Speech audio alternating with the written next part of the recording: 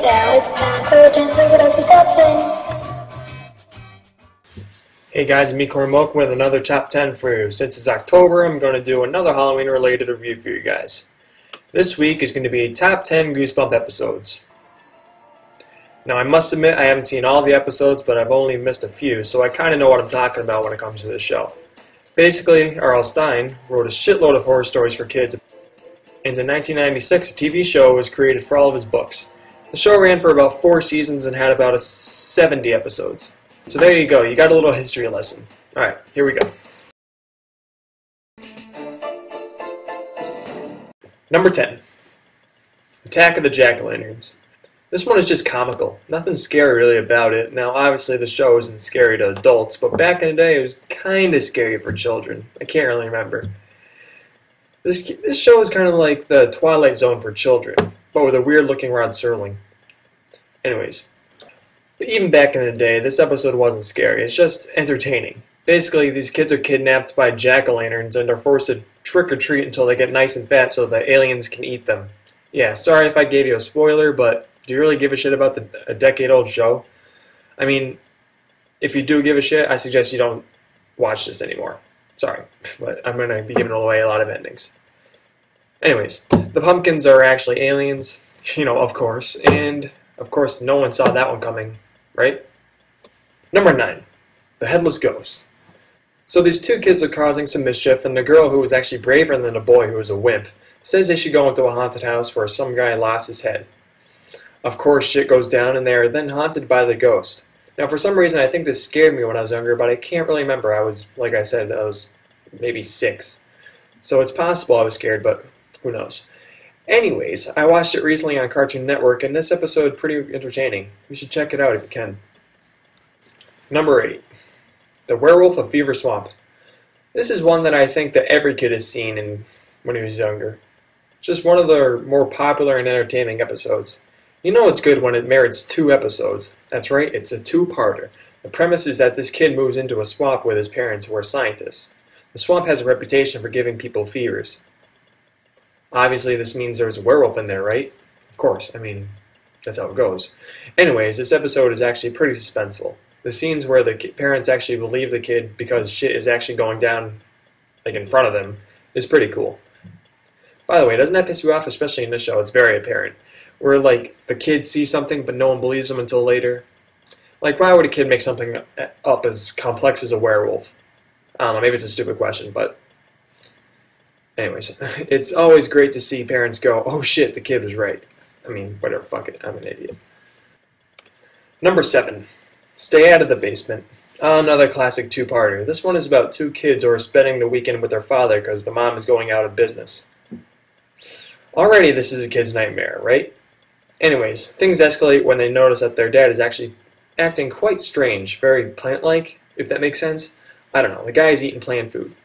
He's a scientist who's doing some plant experiments in his basement, and he tells the kids, you guessed it, stay out of the basement. Anyways, weird shit happens and they end up going into the basement to see what's going on. Well, they find out that the father is being held captive by his evil plant clone. Not what you're expecting? No, no one expected that for an ending, and that's why it's so good. Number 6.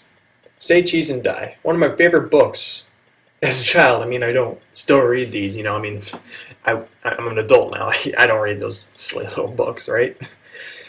Anyways, this episode is very clever. It's about a camera this kid finds. When it takes a picture, it shows the future in the picture.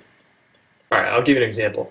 He takes a picture of his dad's brand new car, but the picture shows the car is wrecked even though it's fine. Later, the car crashes and gets destroyed.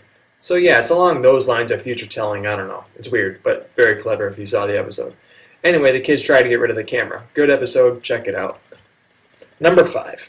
The Ghost Next Door. Now this is one of those stories that made me go, holy shit at the end. In fact, it's kind of like the ending of The Sixth Sense. I think this book came out before The Sixth Sense, so is it possible that M. Night Shyamalan took this idea? I don't know, you can do the research, but anyways, this story is about a girl who thinks her neighbor is a ghost. But along the way, she realizes that she's in fact the ghost. Sounds familiar, right? I mean, all throughout the show there are little hints that you can pick up on, but damn, this episode is good. Check it out. Obviously, I said that a lot before. Sorry. Number 4. Welcome to Camp Nightmare. This episode is just downright ridiculous, and that's why I love it. The actors are terrible, the characters are way too over the top, and the story is flawed. It is about this boy who goes to camp that is very odd. The counselors are dicks. There's a monster in the woods called Saber. Anyways, the kid is put through so much shit. Now this episode basically kills off all the characters except for the boy who's captured by the evil counselors, who then reveal all the trouble that he went through as a test so he could go on his journey. His parents set it up and all that so they could, he'd be ready for his journey. I don't know. Fuck it. Whatever. They needed to know he was smart and tough enough. All the kids come out who are supposed to be dead. The monster is animatronic. It's all set up, basically. Now you think that's weird. Apparently this whole episode wasn't even on Earth. It was on some different planet. Nope, the test was so he'd be ready to go to Earth. I guess that's what his journey is. I don't know. It's a hard pill to swallow, but a good episode nonetheless. Number 3. Welcome to Dead House. This is a great episode. This family moves into this weird house in this weird town, where it turns out that everyone is a zombie. They just want to eat the new family and turn them into new zombies. Apparently they've been doing this for years, until the whole town is a town of zombies. The ending scene is very suspenseful, with the horde of zombies trying to get into the family's house. Maybe it's possible to turn this into a feature film? Nah, I'm getting ahead of myself, but if you haven't seen this one, I don't know, check it out.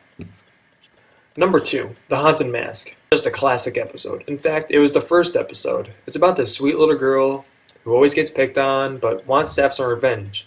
She buys a really creepy mask to scare her bullies away, but it turns out that the mask takes her over and makes her do evil things. It actually becomes her, kind of like that Twilight Zone episode. But this one is just a creepy concept. Imagine not being able to take a mask off you. I mean, that's creepy enough, right? Anyway, she eventually does get it off and teaches a good moral lesson about how revenge is wrong. Good episode to watch on Halloween. Number 1. Now, I must admit that I'm a little biased with this one. If you don't agree with me, then just make the Haunted Mask number 1 on this list, so your mind can be set at rest. I don't know. Anyways, but to me, my favorite episode is One Day at Horrorland. Yeah, this episode is kind of stupid, but I love it. This family is trying to find a park, but ends up getting lost and decides to go to Horrorland. Sounds smart, right? Wrong. Once this family gets there, they split up and realize this park is all wrong. The monsters are very odd, and I still don't know if their intentions were good or bad. Well, actually, they were bad, but they were very good at acting good. I don't know how to explain it. Anyways, I don't know. Anyways, my favorite ride is the coffin ride. Tell me you wouldn't shit your pants on this ride. Well, that's my top 10. Like always, subscribe to my channel if you want to see future episodes. Have a happy Halloween and be safe.